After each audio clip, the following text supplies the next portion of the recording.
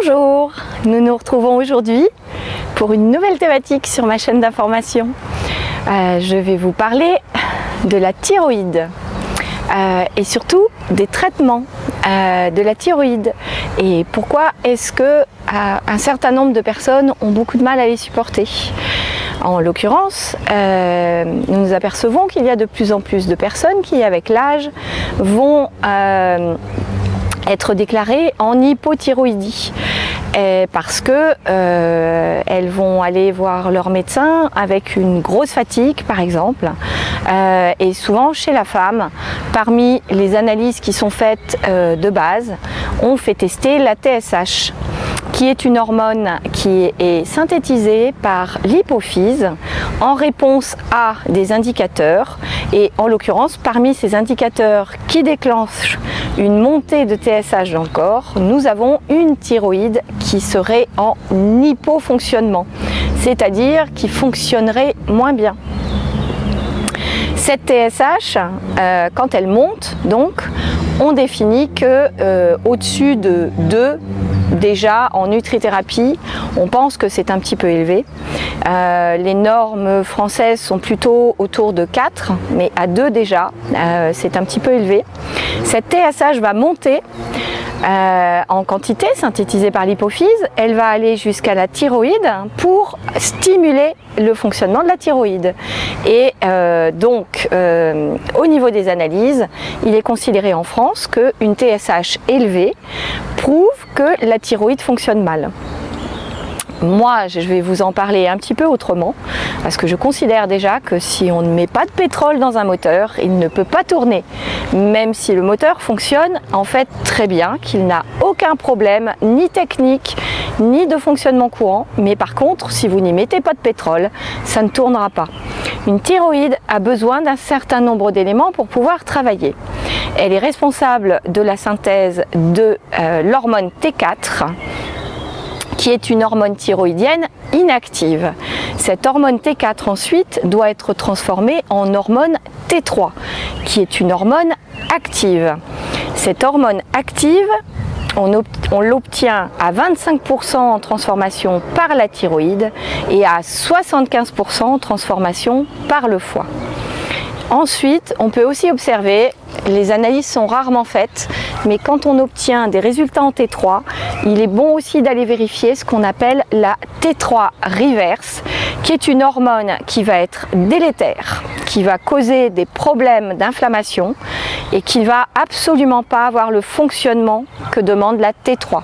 La T3 est nécessaire pour notre corps comme hormone active. Si on a de la T3 reverse à la place, on ne la détectera pas dans la T3. Elle va rentrer dans le niveau de T3 et par contre, elle va avoir un effet délétère. Donc il faudra aller diagnostiquer tout ça à partir d'analyses de sang pour savoir réellement qu'est-ce qui se passe. Si votre thyroïde fonctionne très bien, mais que vous ne donnez pas les cofacteurs qui permettent aux enzymes qui fabriquent la T4, puis qui permettent la transformation de la T4 vers la T3, si ces cofacteurs ne sont pas présents, les enzymes ne vont pas fonctionner. Votre thyroïde peut être en très très bon état et fonctionner normalement, mais ces enzymes ne pourront pas fabriquer vos hormones. Et donc, pour faire tourner ces enzymes, il faut apporter de l'iode, il faut du magnésium, de la B6 et du sélénium. C'est un minimum. Ensuite, il y a un certain nombre d'autres facteurs qui sont nécessaires, qui sont tous vitaminiques ou minéraux et qui peuvent être trouvés en grande partie dans l'alimentation, qui peuvent être aussi donnés en complément alimentaire et qui permettraient à une thyroïde identifiée comme étant en hypothyroïdie de fonctionner parfaitement sans traitement médicamenteux.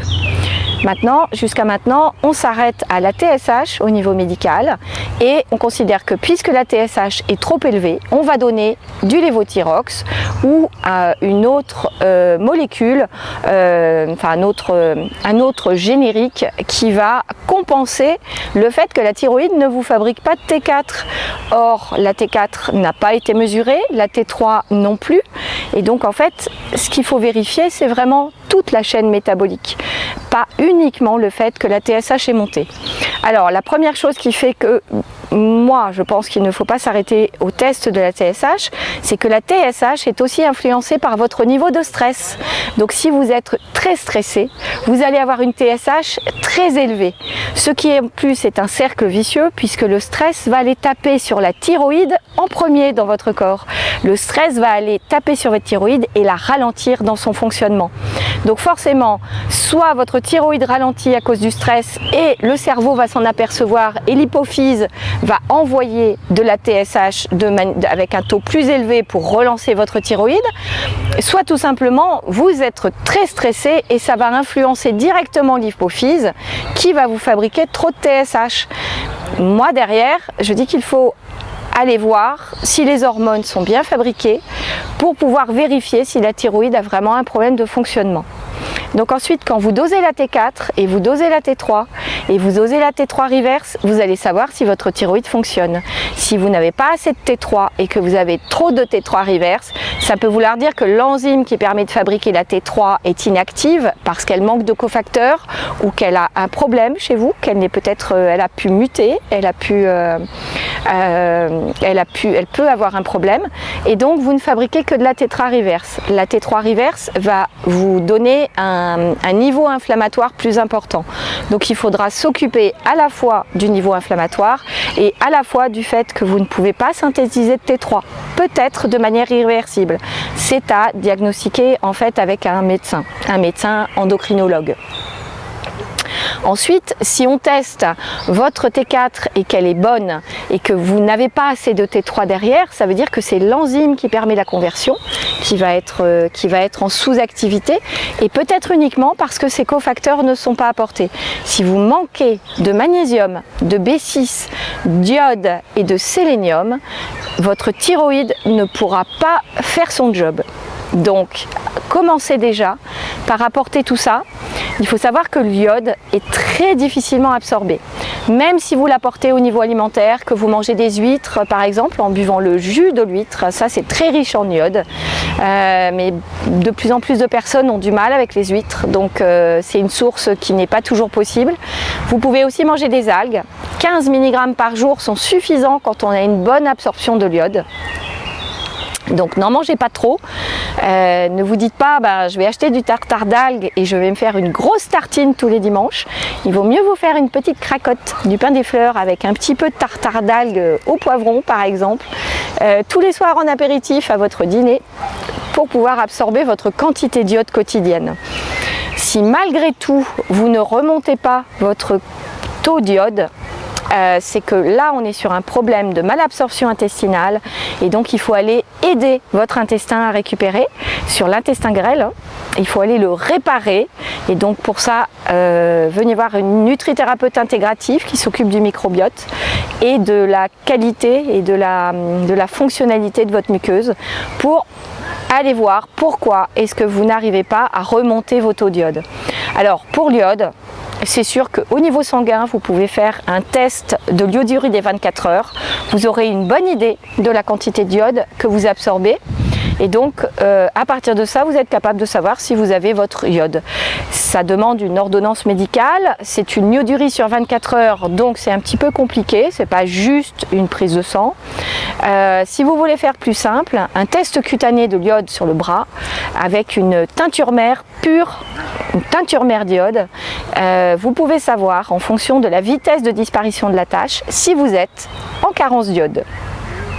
Ensuite, pour le sélénium, les séléniums, c'est presque sûr que tout le monde en manque en Europe, puisqu'il n'y a pas assez de sélénium dans les sols et que donc les plantes maraîchères qui sont cultivées sur nos sols français ou même l'Espagne ne peuvent pas contenir le sélénium dont elles ont besoin. Et donc, en les mangeant, nous ne pouvons pas récupérer le sélénium dont nous avons besoin. Par contre, il y a des sources de sélénium qui sont par exemple la noix du Brésil qui se trouve alors en boutique bio parce que sinon elles sont très polluées. Vous pouvez les trouver en vrac ou en sachet, ces noix du Brésil. Et attention, c'est comme l'iode, ne mangez pas trop de noix du Brésil par jour, même si vous en raffolez. 2 noix du Brésil par jour suffisent. Ça c'est là le dosage pour un adulte, hein. Ensuite pour un enfant, moi je vous conseille de consulter, car un enfant qui manque d'iode a déjà des problèmes de malabsorption, donc il y a vraiment des choses à faire en amont avant même d'essayer de remonter l'iode d'un enfant qui est en carence. Voilà. Et donc là on a parlé de l'iode et du sélénium qui sont vraiment spécifiques à la thyroïde, et ensuite vous avez le magnésium et la vitamine B6 qui sont très importantes pour le fonctionnement de la thyroïde, mais pas que. Donc ce qui veut dire que votre corps, quand vous mangez et que vous apportez du magnésium et de la B6 dans vos aliments, va faire un choix. Il va choisir d'abord de nourrir votre cœur et votre cerveau. Et passer ces organes-là, en fait, si vous avez par exemple dans la famille déjà des profils qui sont hypothyroïdiens, vous aurez probablement aussi des soucis au niveau de la thyroïde. Voilà, parce que c'est une fragilité qui peut se transmettre. Maintenant, il n'y a aucune fatalité. Si une personne dans votre famille, dans vos antécédents familiaux, a une maladie de Hashimoto ou de Basedow, a une hypothyroïdie chronique, ça ne veut pas dire que vous allez avoir la même chose. Et puis, si vous travaillez sur la prévention, et en l'occurrence aussi bien chez la femme que chez l'homme, car les hommes aussi souffrent d'hypothyroïdie, même si les médecins en général ne se posent pas cette question-là en premier lieu. Mais la proportion de femmes qui souffrent d'hypothyroïdie est quand même un petit peu plus forte, mais les statistiques sont basées sur le diagnostic. Donc à partir de ça, peut-être qu'il y a des choses à vérifier aussi chez l'homme. Alors un goitre au niveau du cou qui apparaît, une thyroïde un petit peu proéminente, c'est important à surveiller aussi bien chez l'homme que chez la femme, car c'est justement un symptôme comme quoi la thyroïde ne fonctionne pas très bien, et donc une échographie pour aller vérifier si la thyroïde va bien, c'est aussi très important, parce qu'on peut avoir aussi une hypothyroïdie qui serait due à la présence d'un nodule, même si c'est un nodule qui n'est pas précancéreux, qui n'est pas cancéreux.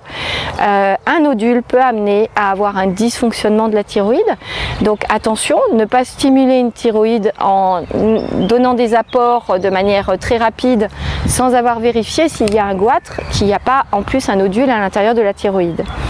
Et puis après, il y a beaucoup de symptômes qui sont des symptômes qui permettent d'identifier une hypothyroïdie qu'on appelle subclinique. C'est-à-dire que même si vous faites des dosages de TSH et qu'ils vont être bons, même si vous faites l'iodurée des 24 heures et qu'elle est bonne, vous pouvez quand même être en hypothyroïdie pour des causes de fonctionnement. Et cette hypothyroïdie peut se voir en fonction de comment se comportent vos cheveux, vos sourcils, votre poids. Le surpoids est parfois un symptôme d'hypothyroïdie, et puis la frilosité aussi, c'est-à-dire que si par exemple on vous trouve souvent le besoin de vous couvrir avec une laine polaire alors qu'a priori vos collègues au bureau eux n'ont pas l'air d'avoir froid, que vous avez un petit surpoids, c'est toujours bon d'aller vous interroger sur le fonctionnement de votre thyroïde. Alors après, il existe des maladies auto-immunes de la thyroïde. Ça se teste à partir des anticorps antithyroïdes. Vous pouvez définir si vous êtes en hyperthyroïdie, si vous avez une maladie de Basedow, et si vous êtes en alternance hyperthyroïdie, hypothyroïdie ou bien hypothyroïdie uniquement, si vous êtes sur une maladie de Hashimoto. Très important. C'est peut-être une maladie auto-immune, il ne faut pas stimuler l'immunité car vous stimuleriez la destruction de votre thyroïde par votre propre immunité. Par contre, vous pouvez très bien travailler sur la globalité de votre santé, remonter votre immunité vous-même, à l'intérieur de vous, la rééquilibrer et faire baisser votre inflammation et arriver à calmer une maladie auto-immune comme Hashimoto. Voilà. Je pense avoir fait le tour par rapport à la thyroïde. Surtout si vous avez des questions, n'hésitez pas à en poser. Et je répondrai à toutes vos demandes. Vous trouverez mes coordonnées à la fin de cette vidéo et puis en dessous de la vidéo.